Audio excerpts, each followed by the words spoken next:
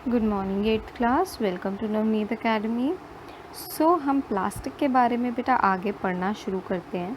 So plastic are poor conductors. You know very well what poor conductors are. जो क्या करते हैं, heat और इलेक्ट्रिसिटी को अपने अंदर से पास ऑन नहीं होने देते हैं। Now you have learned above the plastic are poor conductor of heat and electricity. That is why जो इलेक्ट्रिक वायर होती है उस पर एक प्लास्टिक की कवरिंग होती है जिसे हम इंसुलिन कहते हैं। स्क्रू ड्राइवर के जो हैंडल्स होते हैं या इवन जो आपके सॉस पैन या घर में जो कढ़ाई वगैरह होती है उसके हैंडल्स वगैरह भी क्या होते हैं, प्लास्टिक के ही तो बने हुए होते हैं। As mentioned above, handles of fry pan are also made up of plastic. Why so? क्योंकि वो अपने अंदर से हीट और इलेक्ट्रिसिटी को पास ऑन नहीं होने देते हैं। That is beneficial for us. क्यों? क्योंकि तब हमें पकड़ते वक्त उसे गर्म नहीं लगता या शॉक नहीं लगता। अब प्लास्टिक जो है ना बेटा, ये हमारे एनवायरनमेंट को भी नुकसान पहुंचाता है। Plastic and the environment. When we go to the market we usually get things wrapped in the plastic और पैक्ड इन पॉलीथीन बैग्स, है ना। प्लास्टिक के कंटेनर्स वगैरह में होती है, प्लास्टिक की रैपिंग होती है उसके ऊपर, या पॉलीथीन बैग्स जो प्लास्टिक के बने होते हैं उसके अंदर हम लोग लेते हैं।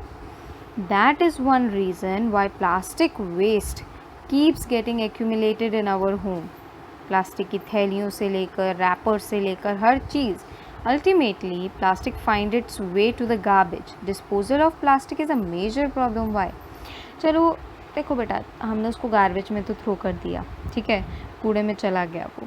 अब आफ्टर दैट वो डिस्पोज कैसे होगा? कहाँ जाएगा? क्या हम सॉइल में दबाएं उस प्लास्टिक को? नहीं, अगर सॉइल में दबाएंगे तो क्या हो जाएगा बताओ? सॉइल खराब हो जाएगी, है ना। A material which get decompose through natural process such as by the action of bacteria is called biodegradable. A material which is not allowed easily decomposed by the natural processes is termed as non-biodegradable. यानी आपने पढ़ा था ना first chapter में कि हम घर पे कैसे मेन्योर बना सकते हैं। एक एक्टिविटी थी ना, उसमें आपने क्या देखा था कि भाई जितना भी सारा किचन का वेस्ट था, वेजिटेबल्स के पील्स, फ्रूट के पील्स, चाय पत्ती या लेफ़्ट ओवर फूड या जो भी, इन सबको आप क्या करते थे, सॉइल में बरेड कर देते थे। जब एक पिट खोद के, तो उससे क्या बन जाता था, वो थोड़े दिन बाद अपने आप ही वहाँ से गायब हो जाता था। लगभग 1 मंथ के अराउंड में उतना टाइम लगता है उसको। किससे? क्योंकि बैक्टीरिया जो प्रेजेंट होते थे वो उस पर एक्शन करते थे और उस वेस्ट को बायोडिग्रेडेबल कर देते, यानी उसके अंदर जितना भी सारा न्यूट्रिएंट वगैरह होता था वो थोड़ा सॉइल में चला जाता था और बाकी खाद में बदल जाता था, जिसको आप क्रॉप को जब आप प्रोड्यूस करते हो तो उस वक्त यूज़ कर सकते थे। तो इस वेस्ट को आप बायोडिग्रेडेबल कहते हो, जो हमारे पर्यावरण को यानी हमारे एनवायरनमेंट को नुकसान नहीं करता।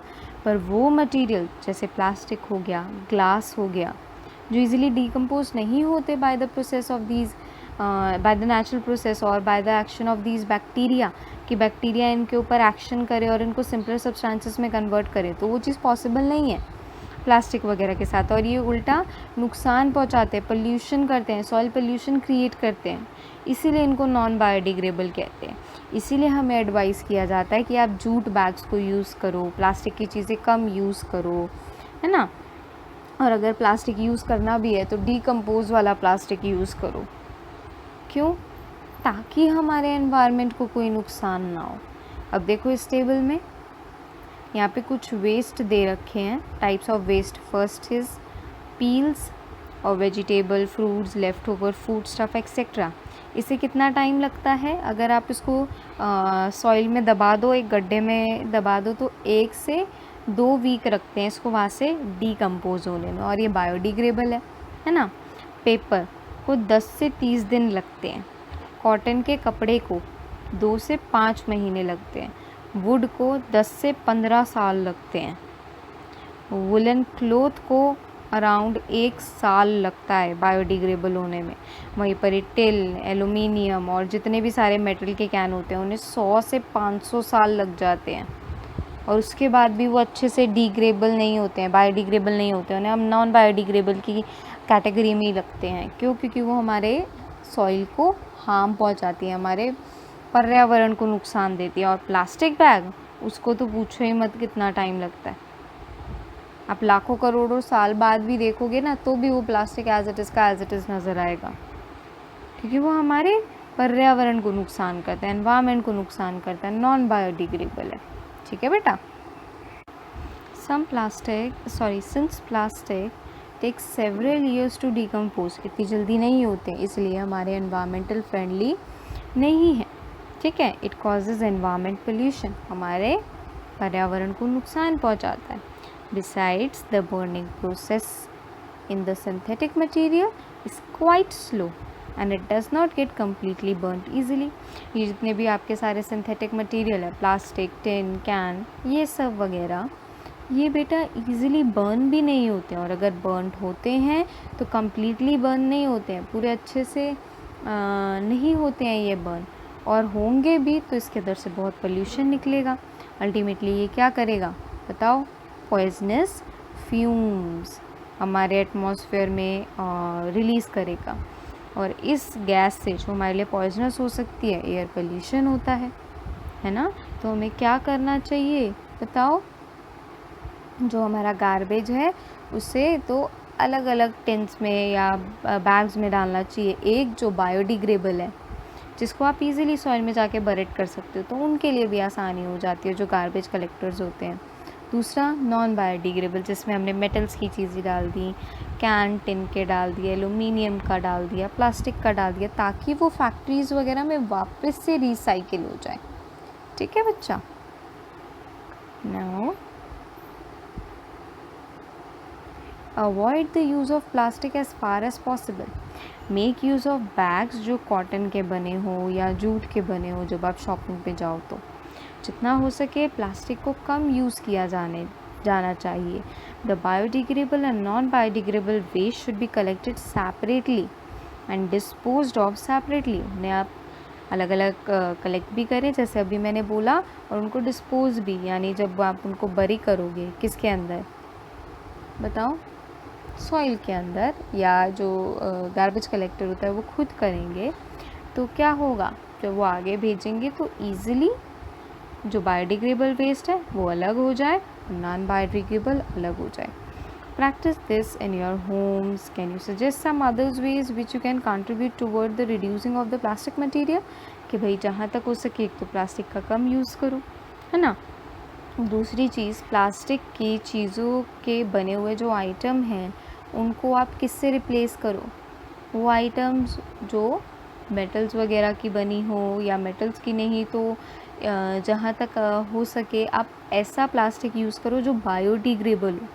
जो आपके कप्स वगैरह आते हैं, है ना, थर्माकोल यूज़ करो। थर्माकोल के कप्स बायोडिग्रेडेबल होते हैं। ठीक है, तो ऐसी चीज़ें यूज़ करनी चाहिए हमें। Is it better to recycle plastic waste? Most of the thermoplastic can be recycled. Make a list of the item that can be recycle. Like आपकी बकेट्स का जो प्लास्टिक होता है बेटा, वो रिसाइकिल हो जाता है वापस से। अगर आप उसको पिघला दो, टॉयज़ का प्लास्टिक रिसाइकिल हो जाता है काफ़ी हद तक। ठीक है, तो अगर आप उसको पिघला दोगे ना तो वापस किसी और चीज़ में मोल्ड हो जाएगा।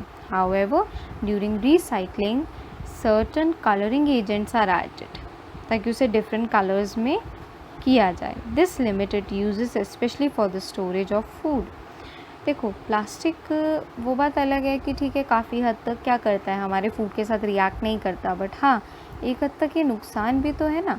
सो एज अ रिस्पॉन्सिबल सिटीज़न हमें क्या चीज़ याद रखनी चाहिए? 5R principal. ये 5R प्रिंसिपल बहुत इम्पॉर्टेंट है।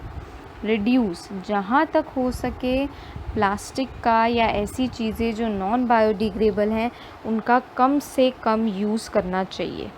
ठीक है, रिड्यूस यानी उसको कम कर दो। रीयूज़ यानी अगर आपने उसको एक बार यूज़ किया है तो हो सके तो उसको बार बार यूज़ करो, और अल्टीमेटली तब तक यूज़ करते जाओ जब तक वो बिल्कुल ही ख़त्म ना हो जाए।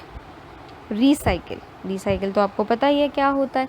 जैसे आपके पेपर्स रिसाइकिल होते हैं, प्लास्टिक को हम रिसाइकिल करते हैं, पेपर्स भी रिसाइकिल होते हैं ना। जब हम उसको काफ़ी बार रिसाइकिल करते हो तो ब्लैक में कन्वर्ट हो जाता है। ब्लैक शीट्स वाली भी नोटबुक आती है, वो रिसाइकिल्ड पेपर होता है। रिकवर, वापस से उसको करना। रिफ्यूज़, मना कर देना कि नहीं हम इस चीज़ को नहीं करेंगे अगर ये हमारे एनवायरनमेंट को नुकसान पहुंचा रहा है। तो ऐसी चीज़ों का यूज़ करेंगे जो हमारे लिए फ्रेंडली हैं, हमारे एनवायरनमेंट के लिए फ्रेंडली हैं और बायोडिग्रेडेबल है। Okay, develop habit which are environment friendly.